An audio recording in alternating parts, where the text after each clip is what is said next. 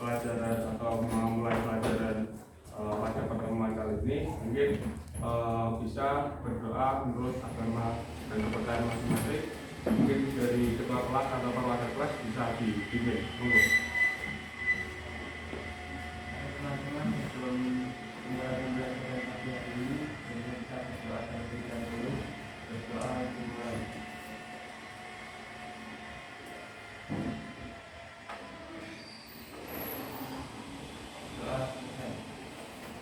Ya, sebelumnya perkenalkan atau mungkin sudah ada yang kenal saya, mungkin belum ya, karena belum pernah bertemu juga di Microsoft Teams atau pas pertemuan dari mungkin juga kurang.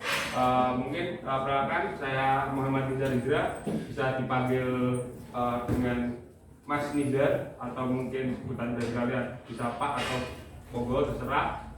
Saya mahasiswa PLP dari UNES dari jurusan PPKN. Mungkin langsung saja untuk materi kali ini untuk PPKN mungkin bisa dibuka untuk materi bab 3.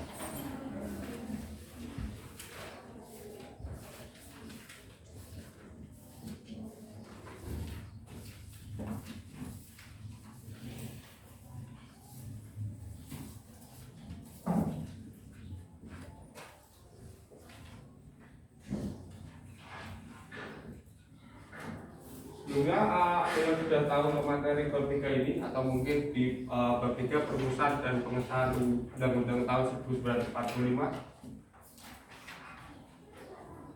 Nah, mungkin kalau belum begitu pada paham, sedikit saya berikan pendalaman dari apa sih perumusan dan pengesahan Undang-Undang tahun 1945.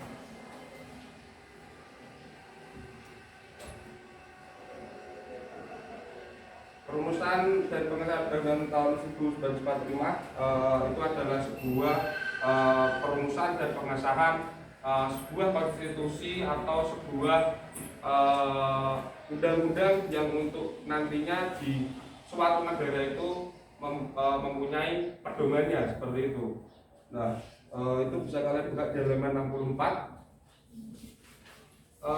Sebelum masuk ke materi, mungkin ada yang sudah tahu apa itu konstitusi? Mungkin bisa dibaca-baca, dijawab sambil membaca juga tidak apa-apa. Ada yang mau menjawab konstitusi itu apa? Undang-undang atau hukum dasar? Monggo. Undang-undang atau hukum dasar? Hati siapa? Monggo. Undang-undang dasar atau hukum dasar? Ya. Jadi konstitusi itu di setiap negara itu berbeda-beda. Kalau kita sekarang di Indonesia itu kita menggunakannya konstitusinya itu adalah Undang-Undang Dasar tahun 1945. Nah, konstitusi itu banyak dalam bahasa dan berbeda-beda. Nah, seperti dalam bahasa Inggris itu ada constitution, dalam bahasa Belanda itu constituti, dalam bahasa Jerman itu constitution, dan bahasa Latin adalah constitutio. Nah, yang berarti dasar atau dasar hukum undang-undang konstitusi terbagi dari dua, yaitu konstitusi tertulis, terus ada konstitusi tidak tertulis. Konstitusi tertulis adalah aturan-aturan pokok dalam negara, membangun negara, dan tata negara yang mengatur penghidupan satu di dalam persekutuan hukum negara, seperti itu. Nah, konstitusi tidak tertulis disebut juga konvensi, yaitu kebiasaan ketatanegaraan yang sering timbul dalam sebuah negara. Nah, contoh konvensi dalam ketatanegaraan Indonesia antara lain adalah pengambilan keputusan di MPR berdasarkan musyawarah dan mufakat pidato presiden setiap tanggal 16 Agustus dari tahun 1945 sampai kemarin pada waktu 16 Agustus tahun 2021 sebelum proklamasi kemerdekaan, seperti itu. Eh, karena di setiap tanggal 16 Agustus tanggal 16 Agustus itu MPR, DPR, RI dan Presiden itu menyiapkan untuk rapat paripurna dulu. Di rapat paripurna itu membahas tentang konstitusi atau mungkin peraturan-peraturan yang nantinya akan dibikin atau dibuat untuk masyarakat kedepannya seperti itu. Mungkin ada yang mau ditanyakan tentang konstitusi ataupun sidang paripurna MPR dan sebagainya.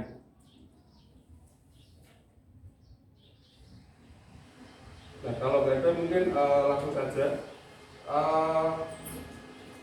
Menurut seorang sarjana hukum atau seorang filsuf atau mungkin seorang pengemuka yang paham dengan sebuah konstitusi, di sini ada di buku kalian halaman 64. Menurut seorang sarjana hukum ESCW, Undang-Undang Dasar adalah naskah yang memaparkan perangkat dan tugas-tugas pokok dari badan-badan pemerintah dalam suatu negara dan menentukan pokok-pokok cara kerja badan-badan tersebut. Di dalam negara yang menganut paham demokrasi, Undang-Undang Dasar mempunyai fungsi yang khas, yaitu membatasi kekuasaan pemerintahan agar penyelenggaraan kekuasaan tidak bersifat sewenang-wenang, dan demikian diharapkan hak-hak warga negara akan lebih terlindungi. Seperti itu. Gagasan ini disebut konstitusionalisme menurut William Budiarjo tahun 2002 Bandung. Dan negara Indonesia menganut paham konstitusionisme sebagai ditegaskan dalam pasal 1 ayat 2 Undang-Undang Negara Republik Indonesia tahun 1945 yang berbunyi kedaulatan berada di tangan rakyat dan dilaksanakan menurut Undang-Undang Dasar. Seperti itu.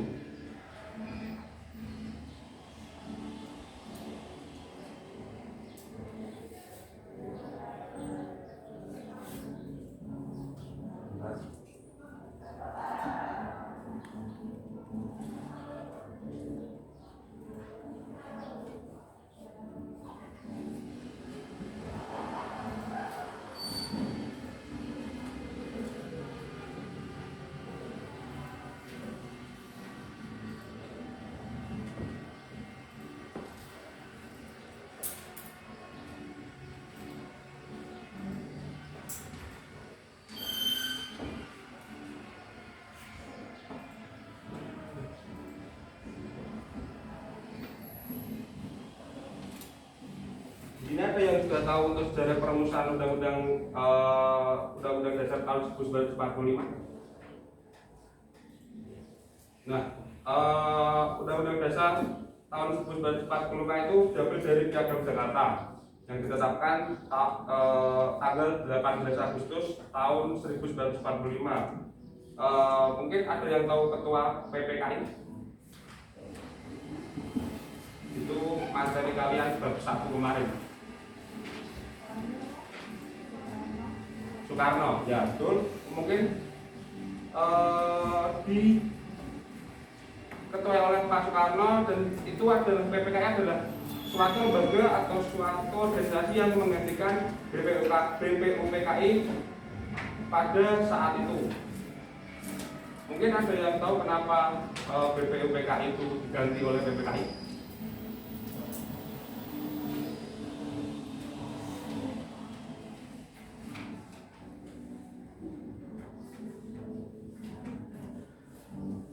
Mungkin ada yang bisa jawab?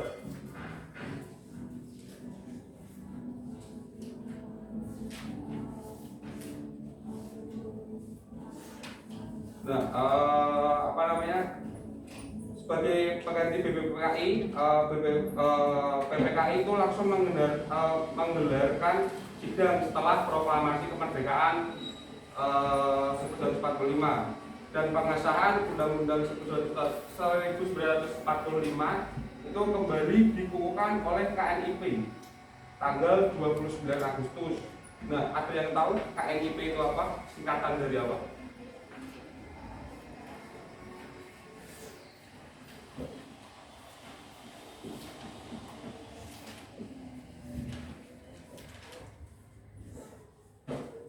KNIP adalah singkatan dari Komite Nasional Indonesia Pusat yang dibentuk oleh PPKI pada tanggal 8 Agustus 1945. Jadi pembentukan KNIP itu berdasarkan sidang dari sidang PPKI pada saat setelah kemerdekaan itu, seperti itu.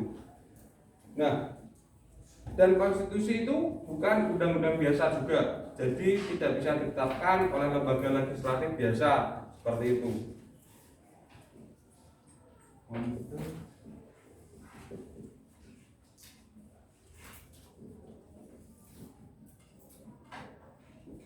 Nasional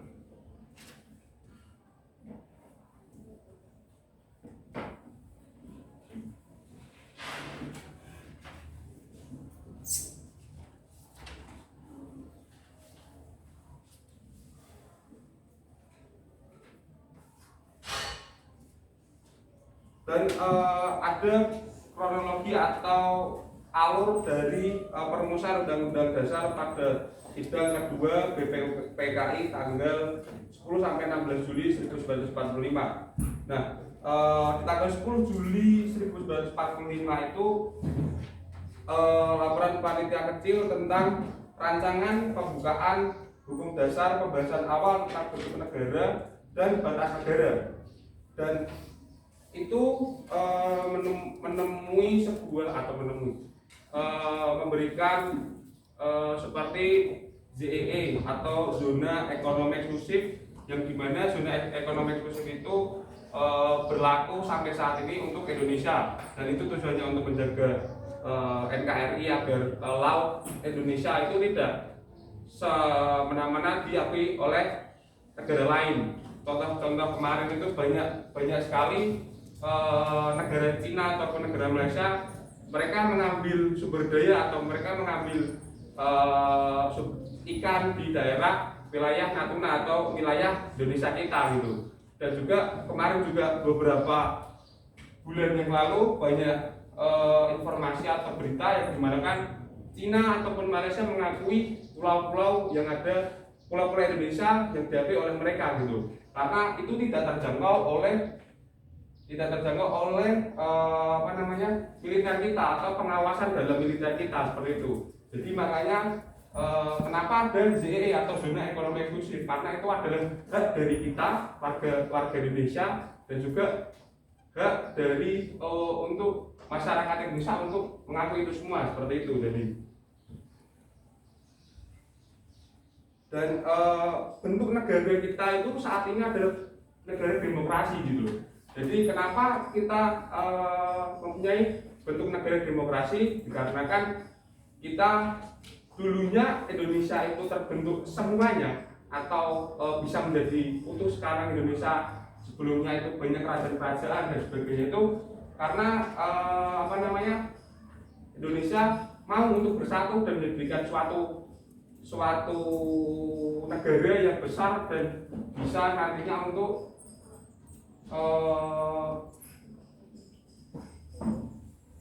bisa besar dan tidak tidak kecil dan tidak disebabkan oleh negara lain seperti itu. Dan tanggal 11 Juli itu lanjut pembahasan batas negara, pembahasan rancangan awal Undang-Undang Dasar, bentuknya panitia perancangan undang-undang, selanjutnya bentuk lagi panitia kecil seperti itu. Dan tanggal 13 Juli panitia kecil membahas lambang negara, terus negara kesatuan atau sebutan MPR, pembentukan panitia penghalus bahasa, dan yang lainnya seperti itu. Dan pada tanggal 13 Juli itu kita menemukan simbol negara saat ini atau mungkin lambang negara kita saat ini. Mungkin kalian tahu Pancasila. Jadi Pancasila itu dapat menemui atau sah untuk menjadi lambang negara Indonesia pada saat setelah pasca kemerdekaan itu dengan sangat banyak sekali pro dan kontranya seperti itu. Mungkin kalian kemarin juga sudah mengetahui dari bab 1 kemarin kalian pada waktu pembelajaran di bab 1 itu kan ada untuk lambang negara, terus dasar negara dan sebagainya seperti itu. Dan lalu pada tanggal 14 Juli Soekarno melaporkan 3 masalah pokok. Yang pertama adalah pernyataan Indonesia merdeka. Yang kedua adalah pembukaan Undang-Undang Dasar. Yang ketiga, yang dingin mati Pak, jadi yang dingin nggak bisa dengar apa-apa. bentar.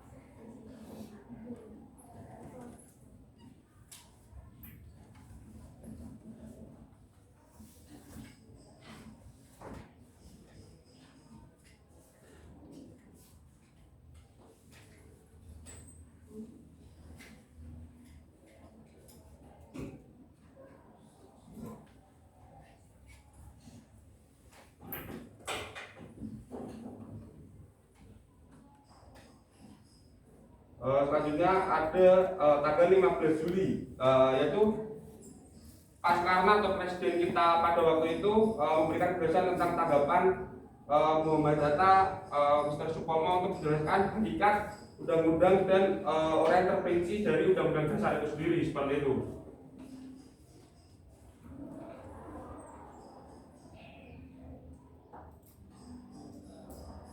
Nah, hasil dari kesepakatan sidang panitia hukum dasar adalah sebagai berikut: membentuk panitia perancang yang beranggotakan Ahmad Subarjo, Sukiming, dan para bendahara bentuk negara kesatuan atau ungkaris kepala negara di tangan satu orang, yaitu presiden, seperti itu.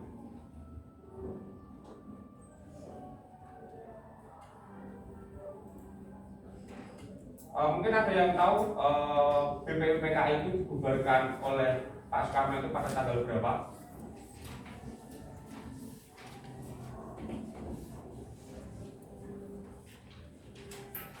Juni. 16 Juli. Ada yang lain? Ya, betul. BPUPKI itu dibubarkan oleh Pak Soekarno itu dan lalu digantikan oleh BPKI itu pada tanggal 7 Agustus 1945, seperti itu. Nah,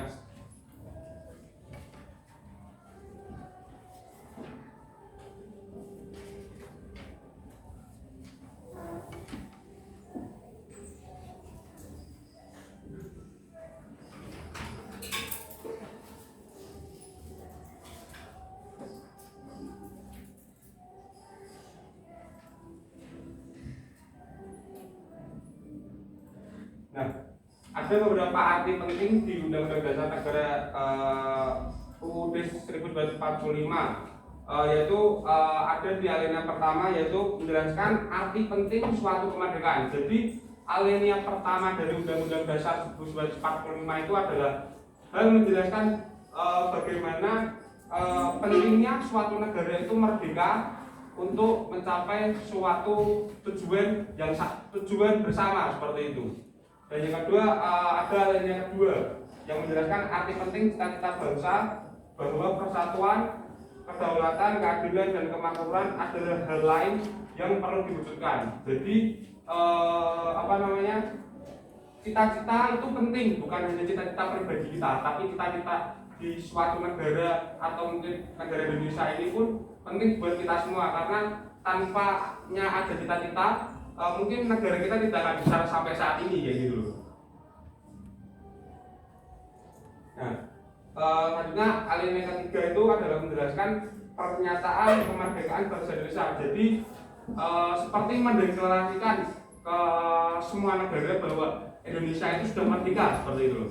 Jadi tidak ada untuk mengakui bahwa Indonesia merdeka karena hibahan dari Jepang ataupun Belanda dan sebagainya, tapi Indonesia merdeka itu karena pure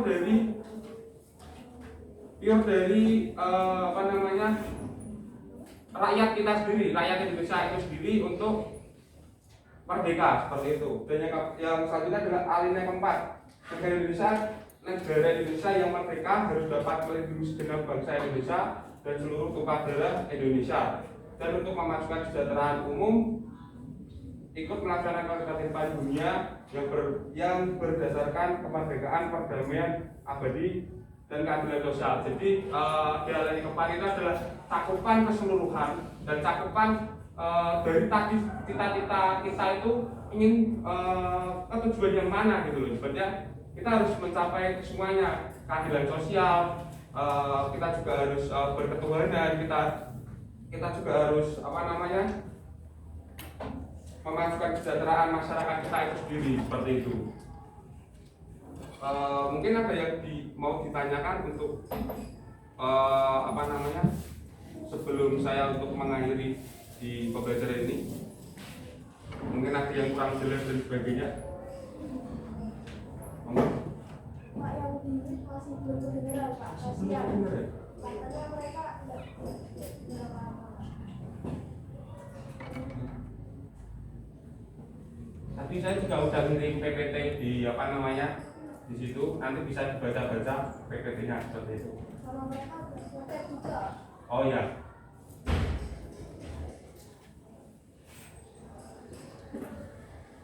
Mungkin sambil itu saya mungkin akan ngabsen di sini. Pak berangkat semua atau mungkin itu yang kosong? Oh, belum diizinkan. Berarti yang di sini ada absen berapa sampai berapa? 17 sampai 33. 17 sampai 33. Itu yang enggak ikut PTM di absen nomor berapa?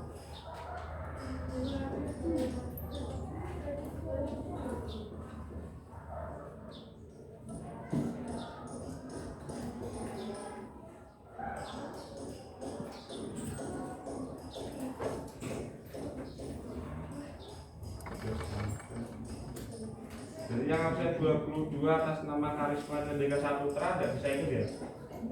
Oh, siapa yang beliau berarti? Oh, 27. Berarti Natania Yara itu ya?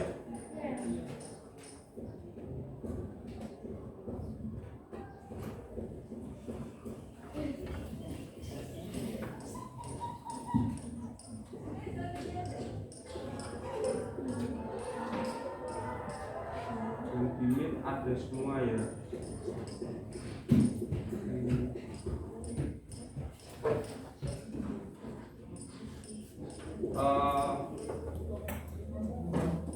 Mungkin cukup sekian pembelajaran atau pemberian materi dari PPKN pada siang hari ini. Kurang lebihnya mohon maaf. Wassalamualaikum warahmatullahi wabarakatuh.